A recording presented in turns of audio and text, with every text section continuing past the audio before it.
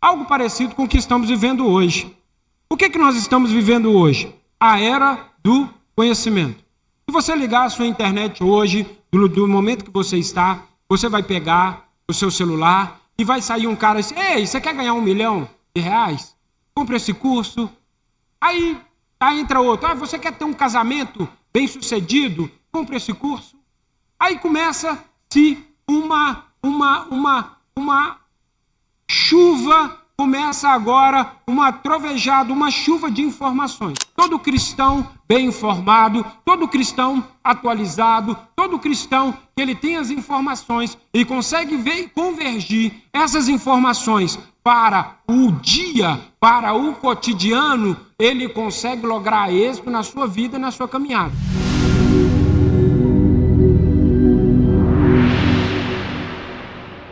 Abra sua Bíblia em Atos capítulo 17, nós vamos ler do versículo 15 ao versículo 28. Do 15 ao 28. Você achou? Diga amém. Os homens que foram com Paulo e levaram até Atenas, partindo depois com instruções para que Silas e Timóteo se juntassem a ele tão logo fosse possível. Enquanto esperava por eles em Atenas, Paulo ficou profundamente indignado ao ver que a cidade estava cheia de ídolos.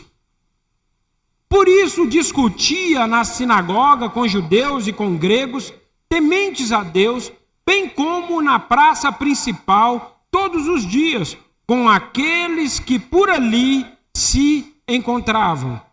Alguns filósofos epicureus, estoicos, começaram a discutir com ele. Alguns perguntavam: o que esse tagarela está tentando dizer? Outros diziam: parece que está anunciando deuses estrangeiros. Diziam isso porque Paulo estava pregando as boas novas a respeito de Jesus e da ressurreição. Então levaram-no a uma reunião ao Areópago, onde lhe perguntaram: podemos saber que novo ensino é este que você está anunciando? Você nos apresenta algumas ideias estranhas e queremos saber o que elas significam. Todos os atenienses e estrangeiros que ali viviam não se preocupavam com outra coisa senão falar ou ouvir as últimas novidades.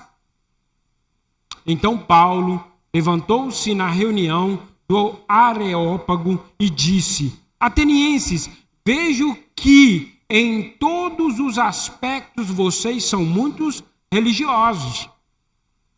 Pois, andando pela cidade, observei cuidadosamente os seus objetos de culto e encontrei até um altar com esta inscrição: ao Deus desconhecido. Ora, o que vocês adoram sem conhecer, este é o anúncio a vocês. Este eu anuncio a vocês. O Deus que fez o mundo e tudo o que nele há, e o Senhor dos céus e da terra, e não habita em templo feito por mãos humanas. Ele não é servido por mãos humanas como se necessitasse de algo, porque ele mesmo dá a todos a vida, o fôlego e as demais coisas. De um só homem ele fez todos os povos para que povoassem toda a terra, tendo determinados tempos anteriores estabelecidos as fronteiras de seus territórios. Deus fez isso para que os homens os buscassem e talvez tateando pudessem encontrá-lo, embora não esteja longe de cada um de nós. Pois nele vivemos, nos movemos e existimos. Como alguns dos poetas de vocês disseram, também somos descendência dele. Mantenha esse texto aqui e eu quero parafrasear em cima dele. O que estava acontecendo? algo parecido com o que estamos vivendo hoje. O que nós estamos vivendo hoje? A era do conhecimento. Se você ligar a sua internet hoje, do momento que você está, você vai pegar o seu celular e vai sair um cara assim: ei, você quer ganhar R$1 milhão? Compre esse curso. Aí entra outro: você quer ter um casamento bem sucedido? Compre esse curso. Aí começa-se uma chuva, começa agora uma trovejada, uma chuva de informações. O que estava acontecendo aqui? Paulo agora ele precisava pregar em Atenas. Em Atenas, talvez você já ouviu falar de Sócrates, talvez você já ouviu falar de Platão, talvez você já ouviu falar de Aristóteles, e todos esses eram cria de Atenas. Atenas era o berço da filosofia. Talvez você já ouviu aqui o Cortella. Quem já ouviu Cortella? Quem que aqui já ouviu o Karnal? Aquela Karnal. Todos esses são dessa mesma linhagem de filosofia. Eles filosofam a respeito de coisas que eles subentendem que vai agregar valor para a população. D.L. Moody, nos anos 1800, ele foi um precursor dos avivamentos na América. Ele sempre dizia o seguinte: o cristão genuíno, ele precisa sair com o jornal debaixo de um braço e a Bíblia debaixo do outro. Então ele sabia que todo cristão bem informado, todo cristão atualizado, todo cristão que ele tem as informações, ele consegue ver e convergir essas informações para o dia, para o cotidiano, ele consegue lograr êxito na sua vida, na sua caminhada. O entendimento que eu quero trazer para nós, que todas essas filosofias era para gerir aquela comunidade. E eles começaram a levantar deuses, eles começaram a levantar altares. E para eles não ficarem talvez prejudicados ou talvez desrespeitar algum Deus, eles construíram um templo, eles construíram um altar para um Deus desconhecido, que é o que o texto está dizendo. E o Paulo, ele começa a olhar para aquele lugar e falar: que vocês conhecem um Deus desconhecido? Não, lógico que não. A gente sabe que existe um Deus desconhecido. E Paulo começa a pregoar sobre a boa nova. O que é a boa nova? A boa nova é o evangelho, é a boa notícia. A boa nova se chama Jesus. Jesus é o evangelho, Jesus é a boa nova, Jesus é a boa notícia. E ele começa ali falar sobre Jesus. E eles, o que esse cara... Eles começam a falar: o que esses caras estão nessa falação, está nessa conversação? Que eles foram para as sinagogas e ele não entendia por que o povo ainda ficava levantando deuses, e se o Deus Jesus tinha morrido na cruz e ressuscitado para que eles tivessem uma vida abundante. Isso não entrava na cabeça de Paulo. E logo, o que aconteceu aqui? Qual que era a visão daquele povo? A visão daquele povo era o Salmo 115. O que está escrito aqui no Salmo 115? Olha só o que está escrito no Salmo 115. Não a nós, Senhor, não a nós, mas ao teu nome a glória, por amor da tua benignidade e de tua verdade. Porque dirão as nações: onde está o seu Deus? Mas o nosso Deus está nos céus e faz tudo o que lhe apraz. Os ídolos dele são prata, ouro, obra das mãos, homens. Tem boca, mas não falam. Tem olhos, mas não veem. Tem ouvidos, mas não ouvem. Tem nariz, mas não cheiram. Tem mãos, mas não apalpam. Tem pés, mas não andam. Nem som alguma sai da sua garganta.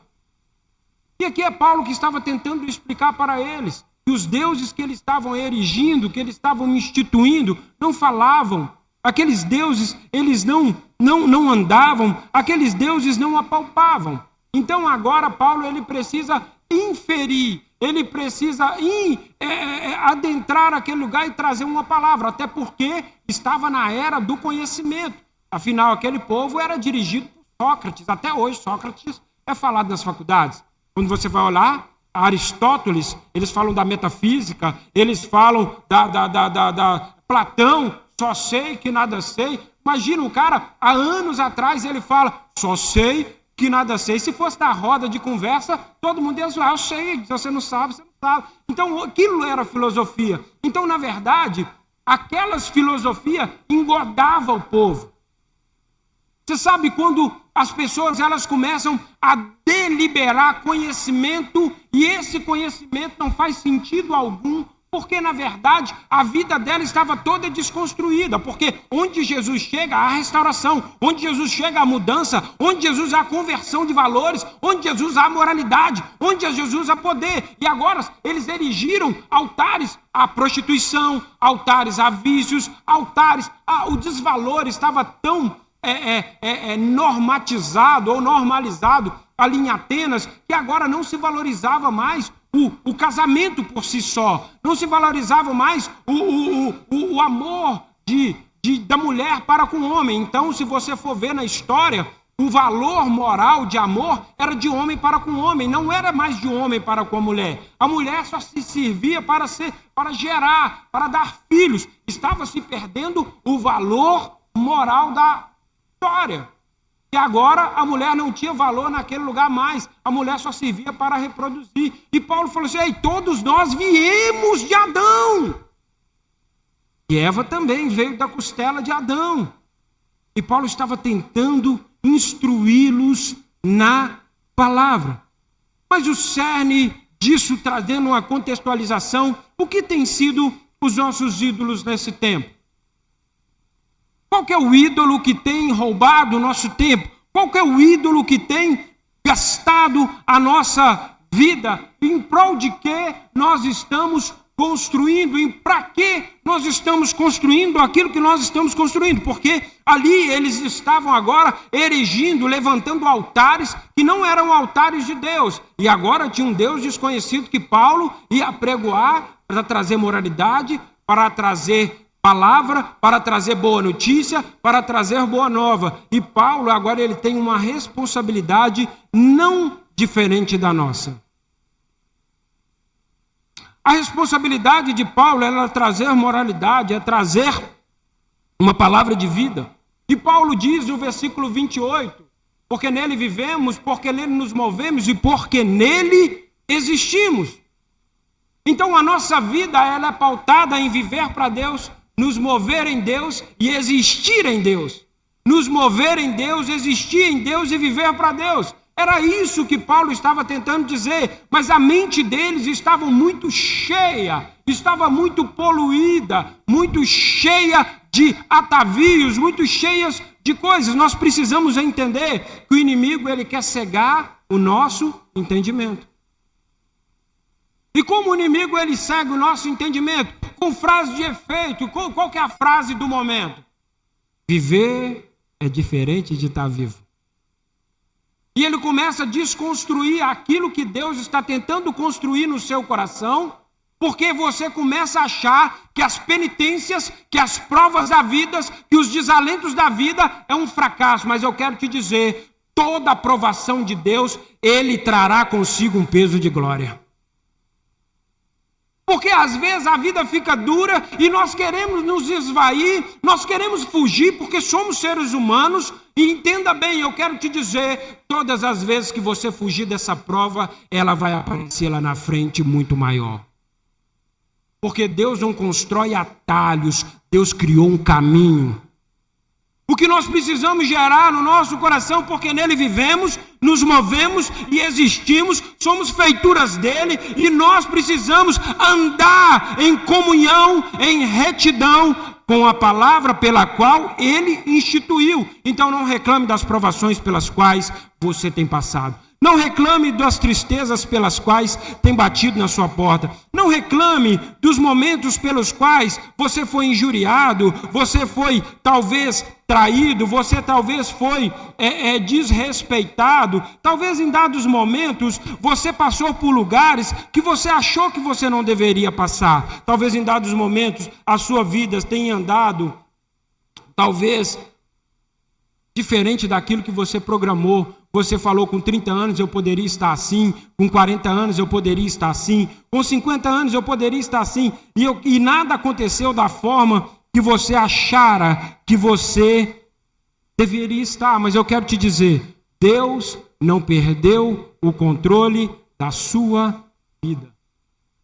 Sabe por que um momento desafiador da nossa vida nós precisamos olhar para Deus, porque por nele vivemos, nos movemos e existimos, porque em dados momentos existem algumas frases que têm tentado desconstruir aquilo que nós estamos construindo com oração e jejum. E Deus trouxe um negócio no meu coração que grande parte das nossas percas é nos momentos que estamos distraídos. Levantamos altares no momento de distração. Levantamos altares no momento de confusão. Deus, ele quer trazer uma mudança totalitária de dentro para fora. Nele vivemos, nos movemos e existimos. Então, tudo que nós fazemos precisa reverberar em glória para Ele. Mas só que a tristeza, o dolo, a mágoa, a insatisfação vai fazer com que você confunda. Confunda o quê? Normalmente essa frase aqui, ó. Com que você confunda caminho com rotina. O Senhor instituiu um caminho.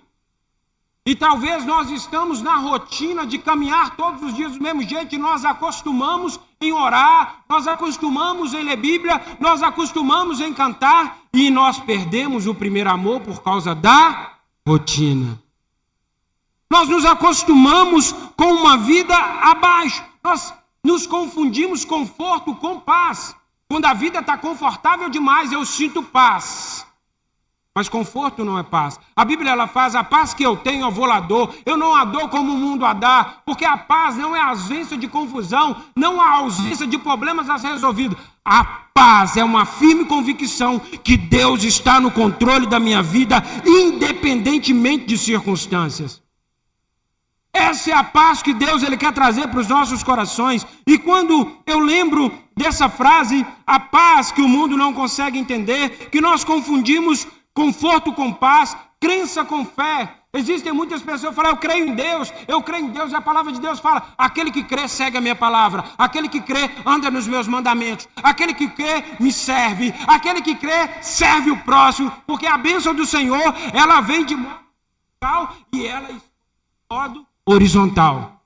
Então a bênção que Deus traz para mim, ela precisa respingar todos aqueles que estão à minha volta. Se eu fui batizado com o Espírito Santo, a minha família será impactada pelo Espírito Santo de Deus. Se eu vivo cheio do poder e da palavra, aqueles que estão à minha volta precisam gozar desse benefício. Então preciso parar de confundir crença com fé, riqueza com prosperidade. Hoje o mundo está falando de riqueza. Você quer ganhar o primeiro milhão? Com 20 anos eu ganhei o meu primeiro milhão. Riqueza não é prosperidade. Prosperidade é a ausência de falta. Não te falta paz, não te falta amor, não te falta cuidado, não te falta a bênção de Deus, não te falta o alimento e não te falta Jesus. O Senhor é meu pastor e de nada terei falta, porque Ele está comigo até a consumação dos séculos. Então riqueza não é prosperidade. Então nós precisamos parar de confundir. Nós precisamos parar de confundir a aprovação de Deus com status. Não é porque a pessoa tem curtida, não é porque a pessoa tem views, não é porque ela lançou um best-seller, não é porque ela está em todas as plataformas que ela está aprovada por Deus. A aprovação de Deus vem através do jejum e de oração. E quanto mais aprovado por Deus, mais humilde. Quanto mais aprovado por Deus, mais obediente. E quanto mais aprovado de Deus, mais submisso à palavra de Deus. Nós precisamos parar de confundir, no meio de tantas vozes, também status com chamado. Não é porque a pessoa ela está com o status dela, a network dela está bombando, que ela tem chamado. Chamado não é uma proposta, é um propósito. Anonimato com fracasso. Não é porque a pessoa ainda não é conhecida que ela fracassou. Entenda bem, aquele que habita o esconderijo do Altíssimo, a sombra do Onipotente descansará. Então hoje eu quero trazer para nós, porque nele vivemos, nos movemos e existimos. Desconstruindo toda filosofia vã, equivocada e desnecessária. O que não nos falta hoje é conhecimento, mas o que nos sobra hoje é conhecimento inútil. O que não nos falta hoje é conhecimento, porque se você quiser saber o que eles jantam lá no Japão hoje, você vai dizer qual que é a comida padrão do Japão. Nós temos conhecimento. Outro dia, eu não sabia de algumas coisas, esses dias arrastando para cima, aprendi um tanto de coisa que não faz sentido algum. Na verdade, a gente vai aprendendo coisas e vai completando o nosso cérebro com coisas que não vai nos levar para lugar algum. Entenda bem, quanto mais você enche a sua cabeça de situações, de conhecimentos que não vai te levar a lugar algum, mais você se perde no propósito pelo qual Deus te instituiu, do propósito que Deus te levou, que Deus quer te colocar. Porque, na verdade, o excesso de conhecimento inútil vai tomar o espaço do conhecimento eterno. Porque, entenda bem, nós passamos mais tempo no trabalho do que em casa. Nós passamos mais tempo no trabalho do que servindo ao Senhor na igreja. Então, entenda bem, a nossa mente é um campo de batalha. E se eu não venço o meu campo de batalha com as rasta para cima, certamente eu vou me perder. Se você, meu irmão, não decidir hoje lutar pelo seu sonho, você será contratado por alguém para construir o sonho dele. Então Deus, ele te chama para um novo tempo, Deus te chama para um novo propósito, Deus te chama para um alinhamento, Deus te chama para uma vida nova. E qual que é essa vida nova? Porque nele vivemos, porque nele nos movemos e porque nele existimos. Então tudo aquilo que Deus me chamou para fazer, eu vivo nele, por ele, para ele, são todas as coisas. E eu preciso me lançar nele. Como falar de Deus sem conhecer? Como falar de Deus sem relacionar? Como falar de Deus sem gastar tempo com ele? Hoje, na era do GPT, Gemini, é Gemini ou Gemini? Tem um negócio assim, não é? Gemini, isso é internacional. Nessa era de tanta informação, o que toma o seu coração, o que gasta o seu tempo, o que você tem depositado o seu tempo?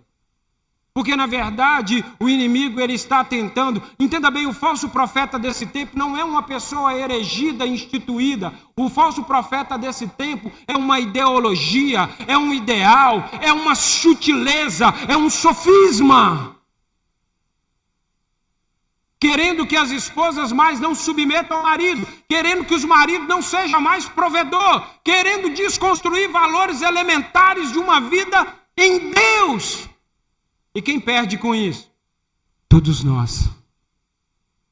Todos nós nos perdemos quando os valores da palavra são desconstruídos. O que eu quero trazer para nós nessa palavra é a respeito de voltar à essência e fugir do conhecimento. Está sendo levantado cada dia mais terminologias. Existem pessoas tentando ensinar sobre casamento e nem casado é. Existem pessoas querendo ensinar sobre vida ministerial e nem se deixar ser tocado, ser marcado por uma vida ministerial, não se permite. Então o que eu quero gerar no seu coração? Volte para a palavra, porque nele vivemos, nos movemos e existimos. É isso que o Senhor quer trazer à igreja dele. Paulo agora ele está em Atenas. Talvez se você já ouviu Chico Buarque de Holanda, você vai ver, ele tem uma música sobre Atenas, o berço da filosofia. E realmente tinham pensadores fora da curva. Mas quantos irmãos que por causa de uma palavra pararam de ir à igreja?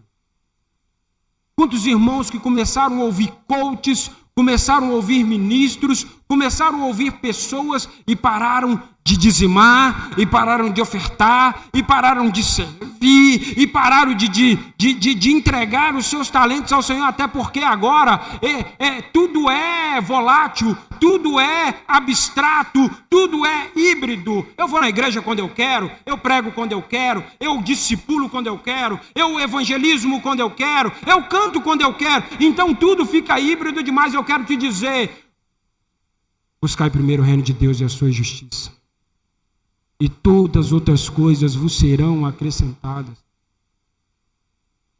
Romanos capítulo 12, a palavra de Deus fala a respeito de que oferecer os nossos corpos vivos, santos, como sacrifícios agradáveis a Deus, para que experimentemos qual seja boa, agradável e perfeita vontade de Deus. O que é oferecer o corpo como sacrifício vivo?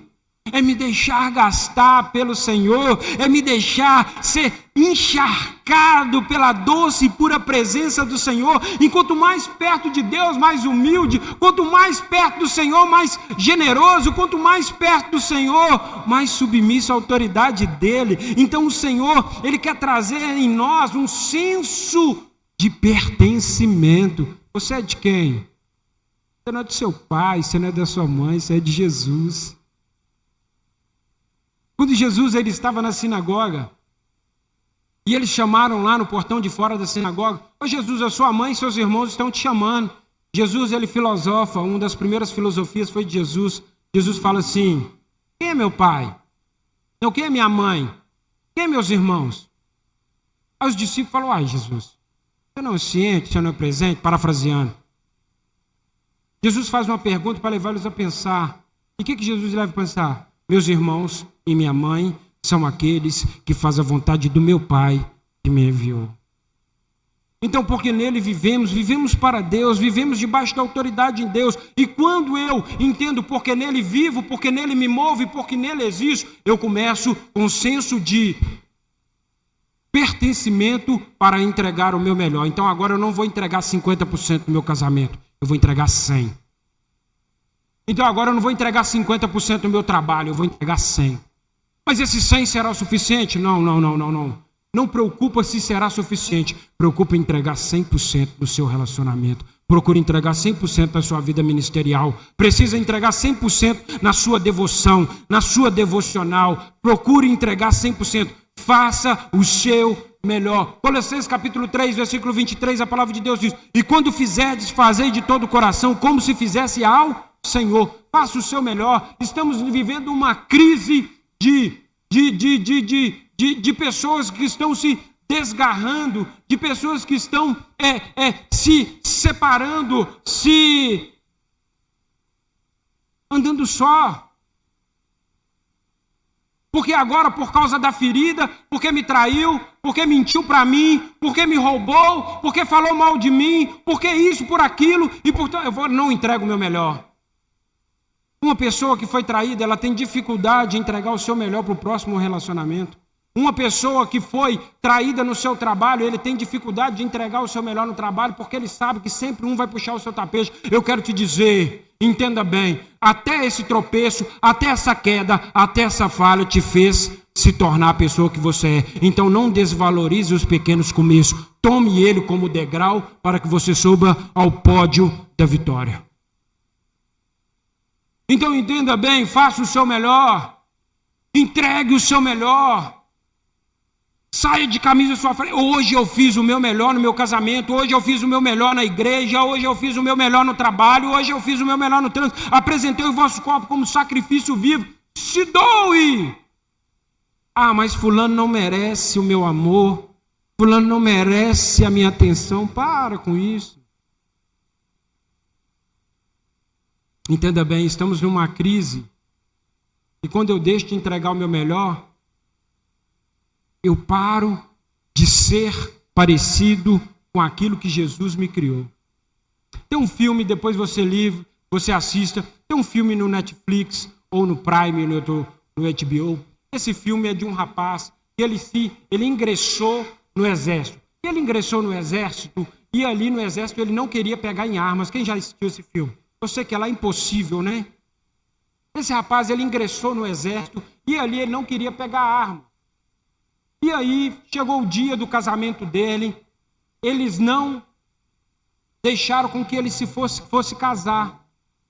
E aí a noiva dele, uma garotinha muito bonita, ele deve ter uns 18, ela uns 19 ali na época, e eles foram para um cantinho assim, saiu da sala do capitão, e ela falou assim: ei, deserda. Aqui ninguém quer você não pega em arma, aqui ninguém quer você. Ele falou assim: se eu deserdar, nem você vai me conhecer, nem eu vou me conhecer. Existem muitas pessoas parando de entregar o seu melhor e perdendo a sua identidade em Deus. Não importa o que quem fizeram, entenda bem, é feio para quem te trai, é feio para quem faz o mal, é feio para quem fala mal de você, é feio para quem te denigre, mas continue entregando o seu melhor, porque nele vivemos. E Jesus entregou o nosso melhor, mesmo sabendo que nós ia mentir, mesmo sabendo que nós ia defraudar, mesmo sabendo que nós íamos falhar. Ele entregou o melhor. E somos imagem e semelhança dele. Entregue o seu melhor. Quem vive em Deus não vive no automático, vive no propósito. Qual que é o seu propósito? É se parecer com Jesus ou se parecer com você mesmo? Eu sou sistemático, eu sou do meu jeito. Não. Quebra o seu jeito. Nós não queremos você do seu jeito. Nós queremos você parecido com Jesus. Nós queremos você parecido com Jesus. Porque Jesus, ele coloca em nós o fruto do Espírito. E o fruto do Espírito é poder, o fruto do Espírito é longanimidade, é temperança, é alegria, é paz, é fé, é domínio próprio. Quem não quer ficar do lado de uma pessoa bondosa? Quem não quer ficar do lado de uma pessoa que tenha domínio próprio? Quem não quer ficar do lado de uma pessoa amável? Então entenda bem, apresente os vossos corpos como sacrifício vivo. Trate as pessoas melhor do que elas merecem.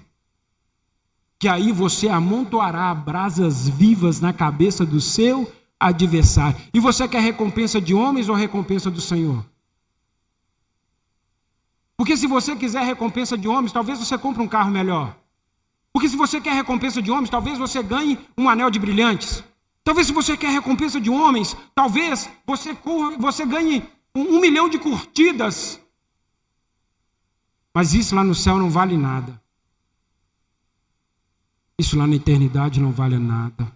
O que Deus quer trazer para nós? Um senso de pertencimento.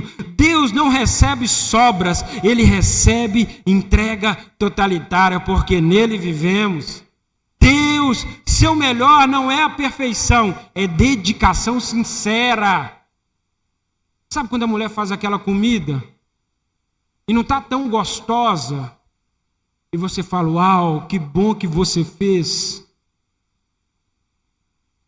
Que bom que você fez. Sabe quando o marido chega em casa com ordenado, com o salário dele, mas não dá para pagar todas as contas?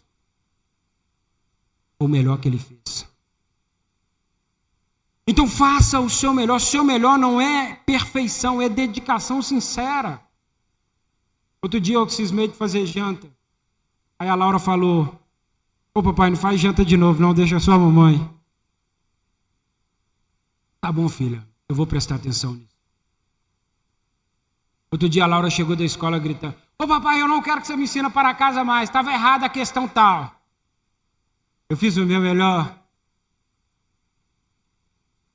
E tem alguns para casas de hoje que a gente tem que buscar no Google para saber como fazer. O que eu quero gerar no nosso coração é que o inimigo ele tem tentado, com as informações que ele tem feito, com que a mulher saia do padrão pelo qual Deus erigiu, que Deus criou, que o homem saia do padrão. Estamos vivendo uma era de dividir conta, o homem é provedor.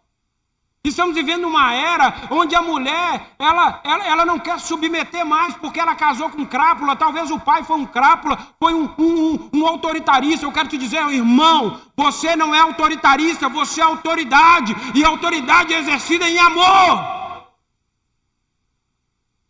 E ser submissa a um homem de Deus não é ser capacho, é ser ajudadora.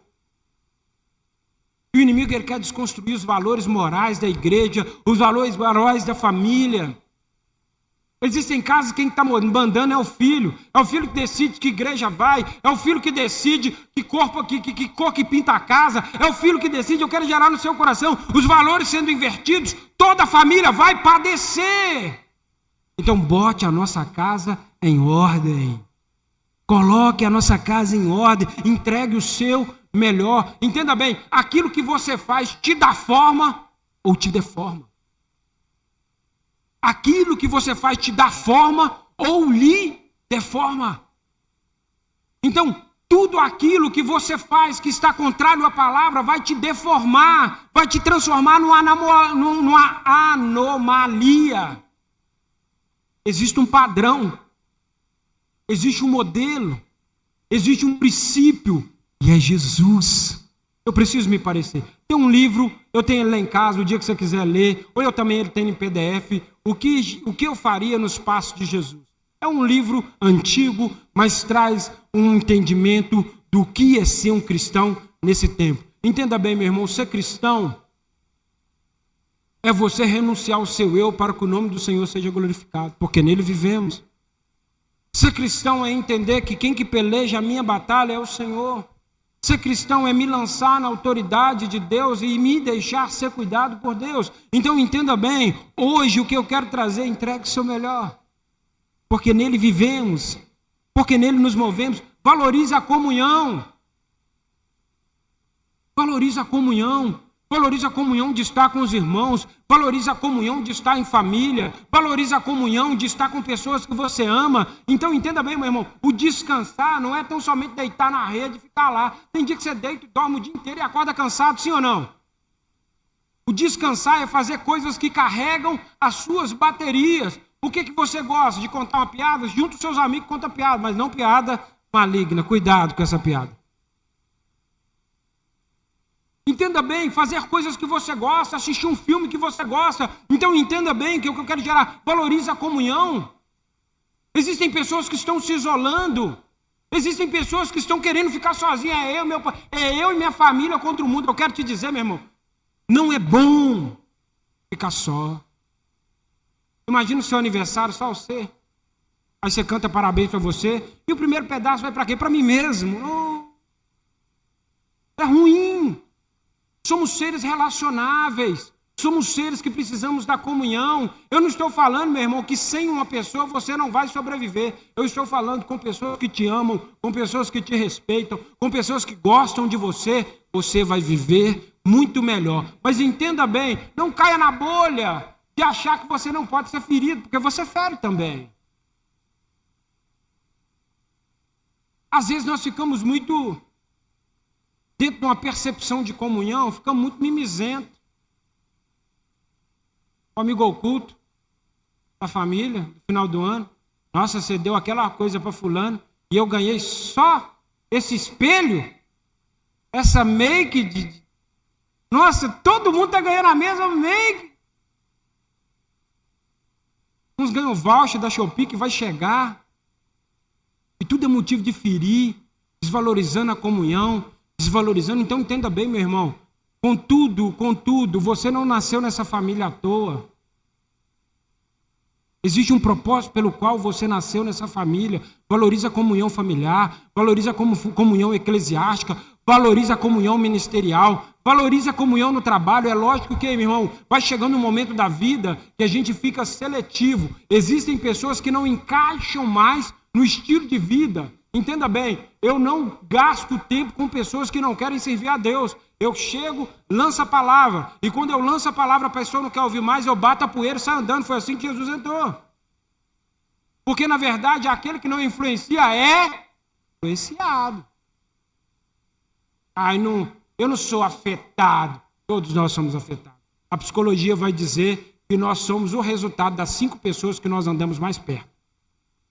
Com quem que você está andando? Com quem que você está andando? Conforme for a pessoa que você está andando, o seu futuro é fracasso. Existem pessoas que estão murmurando. Murmuração paga a conta, mas entristece o coração de Deus. Existem pessoas que todo dia ela lamenta, ela reclama.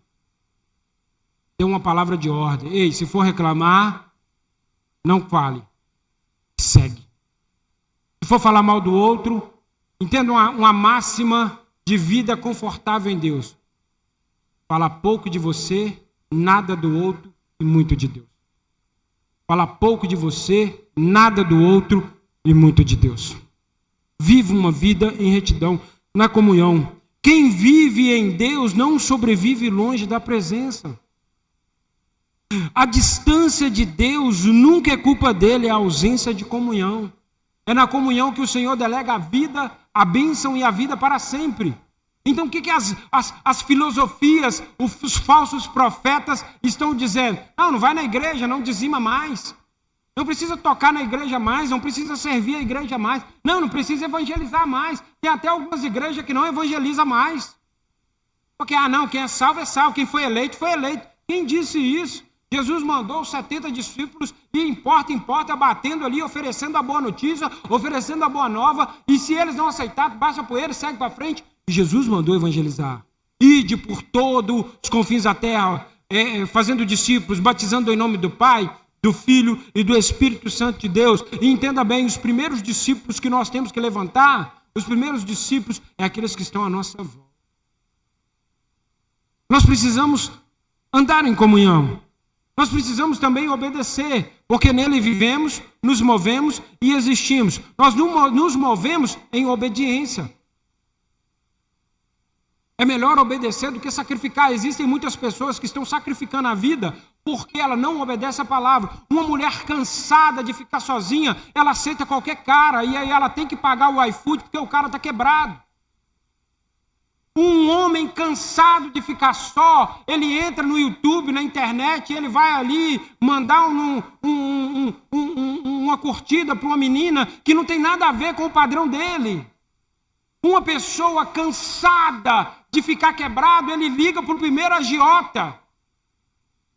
Então uma pessoa cansada, ele desobedece à palavra, então descanse no Senhor. O Senhor é socorro presente no dia da angústia. Então obedeça para que a sua vida não se torne uma vida sacrificada. O sacrifício foi feito na cruz do Calvário. Tudo foi consumado lá. Então entenda bem, obedecer, se me amais, guardais os meus mandamentos. E mandamento, meu irmão, ele não é volátil. Mandamento é instrução de vida. Jesus, ele fala, quando Jesus ele estava defronte os fariseus, e ele fala, e qual que é o maior dos mandamentos? Jesus fala em Mateus capítulo 22, amarás o Senhor teu Deus com toda a tua força e com todo o teu entendimento, e amarás o próximo como a ti mesmo. Então amar o próximo é obedecer a palavra. Amar o Senhor teu Deus com toda a força e entendimento é não defraudar aquilo que o Senhor instituiu. Entenda bem, quem vive em Deus não negocia princípios. Princípios foram feitos para serem vividos. O princípio do dízimo, o princípio da oferta, o princípio do amor, o princípio do cuidado, o princípio da humildade, o princípio da ética, o princípio da moralidade. Tudo são princípios. Obediência é a prova visível de um coração rendido. Se você se sente envergonhado de obedecer um líder, quem está colocando esse sentimento no seu coração é o Satanás. Se você vai para a empresa para trabalhar e o gerente fala alguma coisa, você se sente ofendido em obedecê-lo, é o Satanás que está colocando no seu coração, porque toda autoridade foi constituída por Deus. Então, eu sou da construção civil. Às vezes chega o encarregado, Tiago, eu quero que você faz isso. Eu assino aqui, por favor. Marcha. Aí chega o outro, quem que está falando? Por que você faz? Olha lá, o meu superior encarregado me instituiu para fazer isso aí, resolve com ele. Tiago, tem que refazer tudo de novo. Eu falei assim, o dia que foi feito isso aí é X, então vocês me devem 2X. Aquele que obedece, ele evolui. Aquele que obedece, ele cresce. Aquele que obedece, ele frutifica. Aquele que obedece, ele anda dentro de um padrão de Deus. Se você só está permitido e autorizado a desobedecer quando a pessoa está indo contra Deus. Mandou você pecar, não peca não. Outro dia a menina perguntou para mim assim, pastor, a Bíblia fala que não pode comer comida consagrada, certo? Eu falei, certo, não pode comer. Ela, mas o meu patrão, ele é de uma religião que consagra comida. O que eu faço? Eu não coma. Mas todo final de ano tem a resenha. Eu falei assim, se torna fit, leva a sua marmitinha e não come nada que tem lá, ué. Porque uma vez que você desobedeceu a Deus para agradar o outro, é pecado e ponto.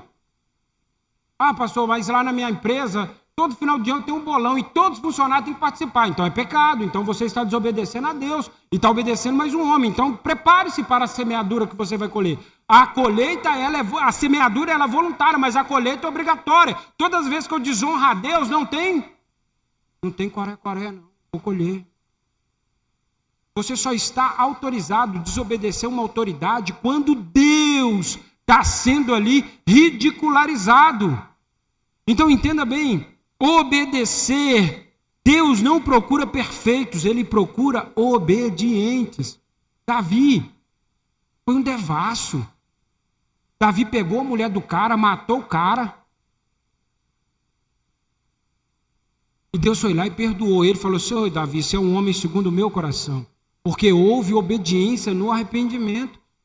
Se for contar pecado aqui, meu irmão, dá para a gente escrever 2 Bíblias, eu, você aqui, ó. De tanto pecado que a gente peca até em pensamento. Então, hoje que nós entendemos que a obediência, precisamos andar em obediência. Então, entenda bem, o Senhor, porque nele vivemos, porque nele nos movemos, nós nos movemos em obediência, nós nos movemos debaixo de uma autoridade de Deus, nós nos movemos através de um princípio, de uma boa nova, de uma boa notícia. É o Evangelho que nos instrui e constitui. Então entenda bem isso. E para finalizar,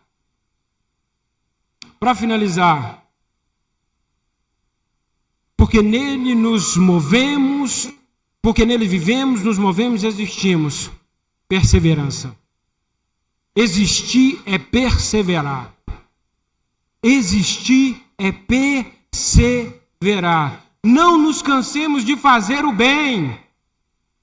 Porque o apóstolo Paulo ele fala, não nos cansemos de fazer o bem, porque fazer o bem cansa. Fazer o bem é desgastante. Fazer o bem mexe com o seu interior, então não se canse de fazer o bem. Faça o seu melhor.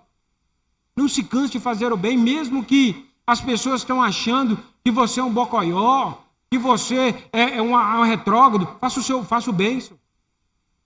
Faça o bem. Não se canse de fazer o bem. Hebreus capítulo 6.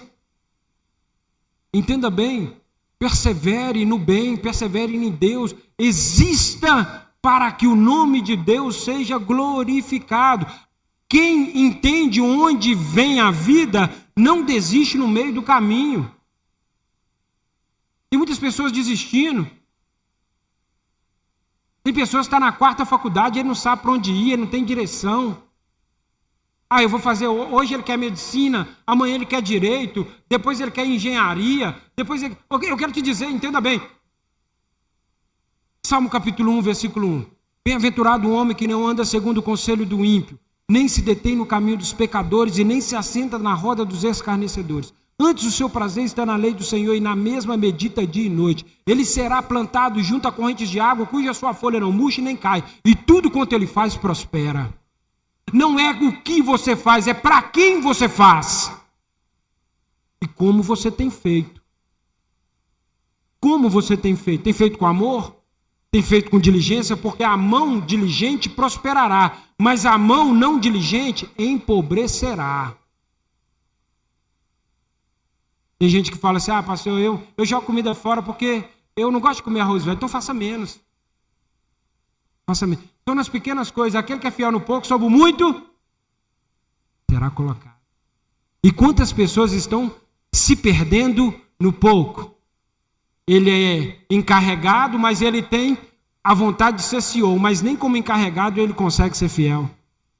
Quando eu ganhar X eu vou ser fiel. Quando eu fazer isso eu vou ser fiel. Entenda bem, se você não for fiel no pouco, sobre o muito você não vai ser. Se você não cantar a sua melhor música e tocar a sua melhor música por um pequeno público, no grande público você vai se perder. Entenda bem, Deus ele te chamou para fazer o seu melhor. Quem entende onde vem a vida não desiste no meio do caminho. Não desista. O inimigo quer que você desista. Não desista. Perseverar é continuar quando não sente mais crer. Não estou sentindo bem mais. Todo sentimentalista. É igual aquela menina da novela. Ela fala assim, você é tão romântico, é tudo sentimental. Meu irmão, a vida é prática. A vida de Deus não te chamou para ser bom, Deus te chamou para ser justo. A palavra que Deus trouxe no meu coração, primeiro, meu irmão, pois eu vivo nele. Então a vida de Deus está em mim, eu me movo nele, eu existo nele. Então a minha vida, existe um padrão pelo qual deve ser seguido. Agora, para finalizar, o apóstolo Paulo acaba de pregar lá, e todos aqueles que não sabiam quem era o Deus desconhecido lá em Atenas, aderem à proposta de Deus. Muitos se converteram naquele dia. Existia um Deus desconhecido. Paulo agiu da filosofia e habilidade. Esse Deus desconhecido é o Deus que criou você, é o Deus que criou Adão, é Deus que criou a humanidade, é Deus que morreu na cruz por você. Esse é o Deus desconhecido. Então eu quero te dizer, meu irmão, existe um padrão, e esse padrão é Jesus. Não se canse de fazer o bem, porque nele você vive, por nele você existe, e por ele você se move. Então, ande nos passos de Deus. Dirija nos passos de Deus, construa nos passos de Deus, sirva nos passos de Deus, viva como Deus, porque daqui nós não vamos levar nada. Há quem diga que caixão não tem gaveta. Há quem diga. Daqui você não vai levar nada, mas lá na eternidade você vai receber um galardão. Talvez a sua queixa é porque 2026 não está do jeito que você imaginara. Eu quero te dizer, um dia para Deus é como 1000 anos, e 1000 anos é como um dia. Se você quer viver milagres, essa semana Deus vai se manifestar através de você. Se você entregar o seu Isaac a Ele, se você entregar a sua vida a Ele, e se você crer que esse Deus que poucos conhecem, Ele tem intimidade dentro da sua casa. Tem um pastor que ele fala o seguinte: dormir na garagem não te faz um carro. E vir na igreja não te faz um cristão. Cristão é viver, se mover e existir. Coloque-se de pé, por gentileza. Tem como a gente só dedilhar? É nele, por ele que eu estou gastando a minha vida, perdendo tudo por amor e com alegria, dono dos meus dias. Eu quero finalizar com... Talvez não aconteceu ainda o que você queria. Talvez o seu sonho está tão distante. Talvez as adversidades da vida estão maiores do que as alegrias. Talvez você olhe, a água está turva, o céu está cinza, a terra está seca. Talvez tudo que você colocou a mão até hoje virou pedra e você não vê produzir. Sabe por quê? Porque às vezes as coisas que estão à nossa volta é o reflexo do nosso interior. Então eu quero te convidar a trocar as suas lentes. Troque as suas lentes espirituais. Mude a sua visão. Coloque a sua visão no Senhor, porque nele vivemos, nos movemos e existimos. Mude as suas lentes. Nós vamos cantar e finalizar. Coloque nas mãos do Senhor